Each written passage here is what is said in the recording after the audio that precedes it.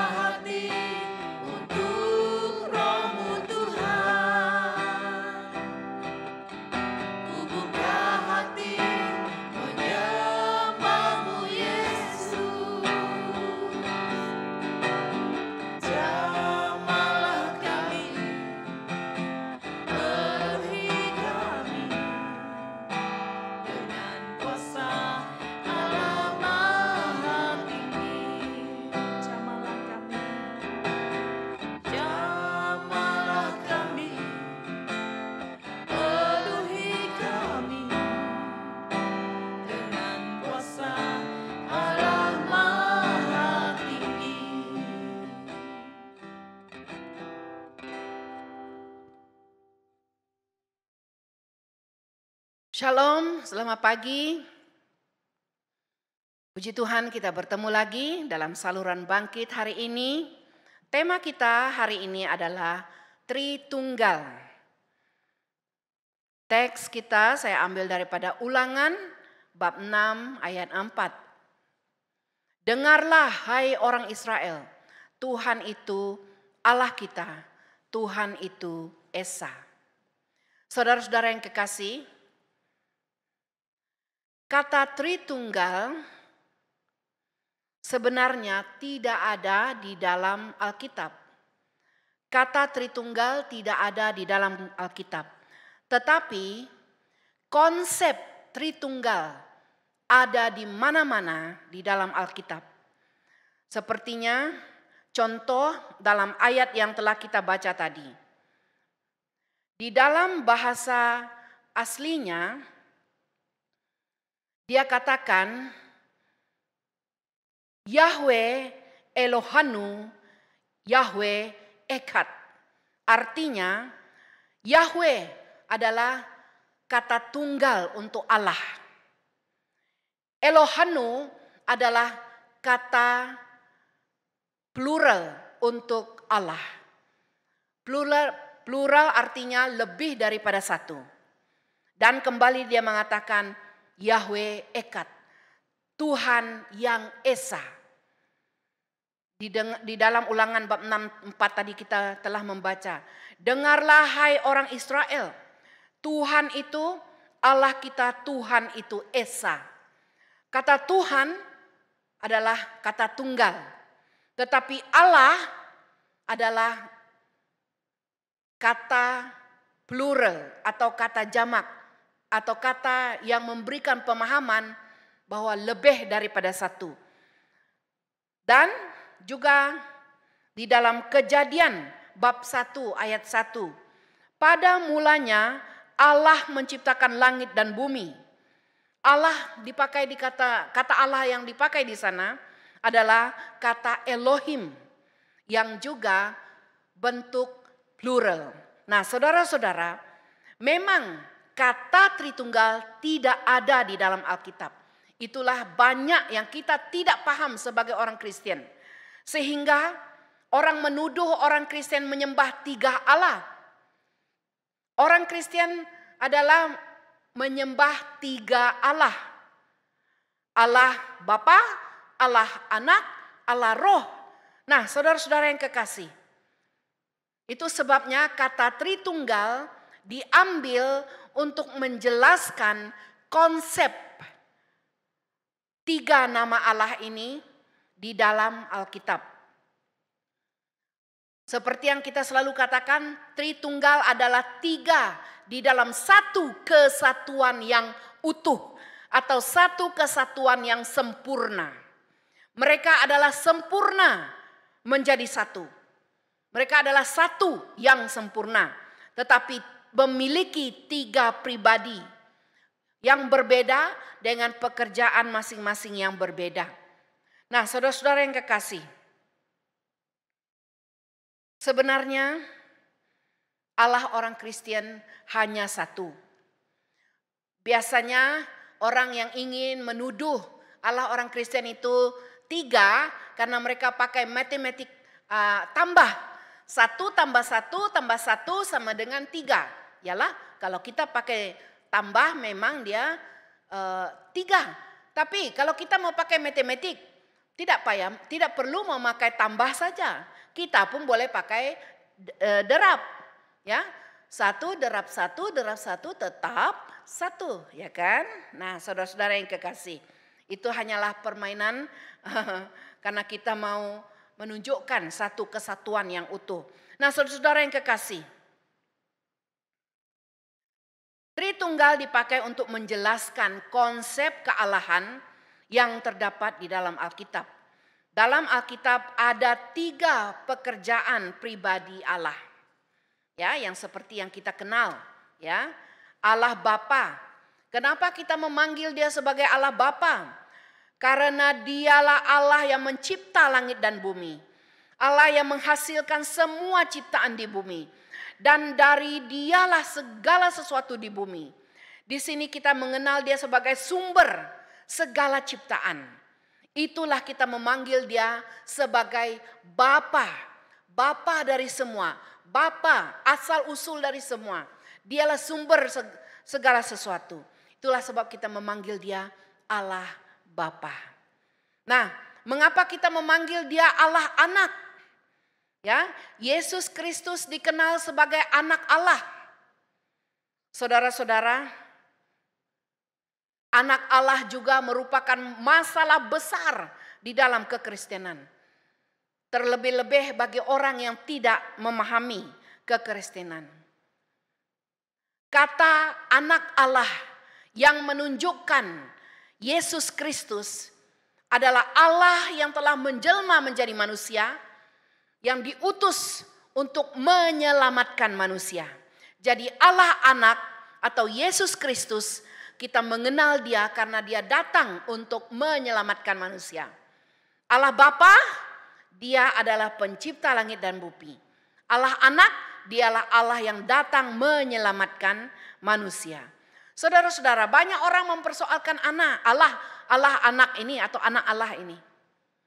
Allah tidak beranak dan tidak diperanakan. Betul, amin. Itu juga Allah yang dipercayai oleh kita semua sebagai orang percaya.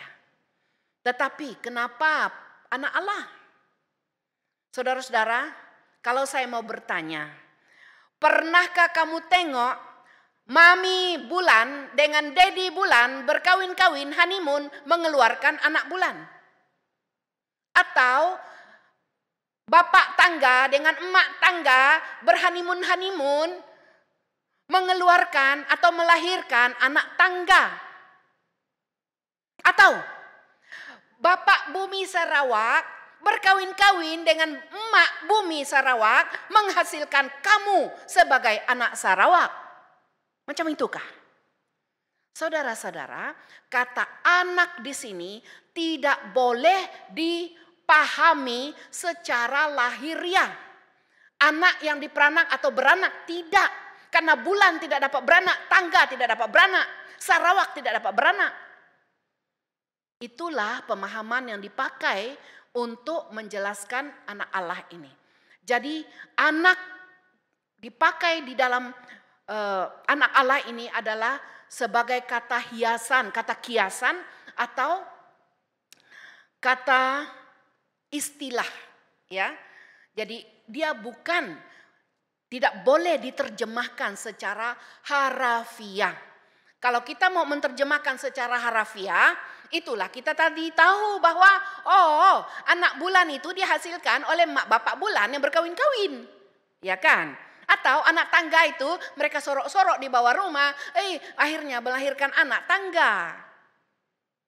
Takkanlah demikian, saudara. Jadi sedemikianlah pemahaman daripada anak Allah ini. Allah tidak beranak dan tidak diperanakkan.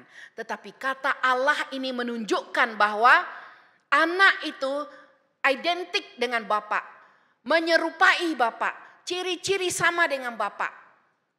Dan dia adalah sama dengan bapak. Itu arti kata anak di dalam istilah ini. Nah, saudara-saudara yang kekasih, anak Allah kita kenal dengan Yesus Kristus. Yesus yang telah menjelma, Allah yang telah menjelma menjadi manusia, mati di salib untuk menebus dosa. Jadi Allah anak Yesus Kristus kita kenal sebagai Allah yang datang menyelamatkan manusia. Dan satu lagi Allah Roh. Allah Roh. Sejak Tuhan Yesus meninggalkan bumi ini, naik ke surga, dia memberikan Roh Kudus-Nya. Dia menjanjikan Roh Kudus untuk membimbing, menginsafkan, dan membawa orang percaya, membawa kita ke dalam kebenaran. Itulah pekerjaan Roh Kudus. Saudara-saudara, Roh Kuduslah yang telah memimpin manusia ke jalan yang benar. Banyak orang bertobat menerima Yesus sebagai Tuhan karena pekerjaan Roh Kudus. Karena hanya Roh Kudus yang boleh membuat seorang percaya kepada Tuhan Yesus Kristus. Bagi orang atau manusia manapun tidak, atau bangsa apapun atau agama apapun, jika mereka benar-benar membuka hati untuk menerima kebenaran, maka Roh Kudus akan bekerja dalam hidup mereka dan memimpin mereka kepada Yesus Kristus. Jadi orang yang datang menjadi pengikut Yesus adalah hasil daripada pekerjaan Roh Kudus. Orang yang benar-benar datang kepada Yesus adalah karena pekerjaan Roh Kudus. Kita dapat mendengar dan melihat banyak orang yang menerima Yesus sebagai Tuhan dan Juru Selamat mereka. Ada banyak juga hidup mereka terancam. Mereka diancam bunuh. Ya, nyawa mereka boleh kehilangan nyawa mereka karena mengikut Yesus. Tetapi mereka tidak peduli, mereka tidak takut kehilangan nyawa. Mereka tetap mengikut Yesus. Mereka datang mengikut Yesus bukan karena kedudukan, bukan karena keuangan, atau bukan karena diberi banyak duit, atau bukan karena favor, tetapi karena kerja Roh Kudus. Nah, inilah saudara-saudara yang kekasih. Seorang Kristen tidak menjadi Kristen dengan hanya mengucap 2 ayat dari Alkitab. Atau kamu tidak akan menjadi Kristen dengan hanya datang ke gereja, rajin datang ke gereja, atau datang ibadah-ibadah agama. Saudara-saudara, bukan itu yang membuat kamu Kristen.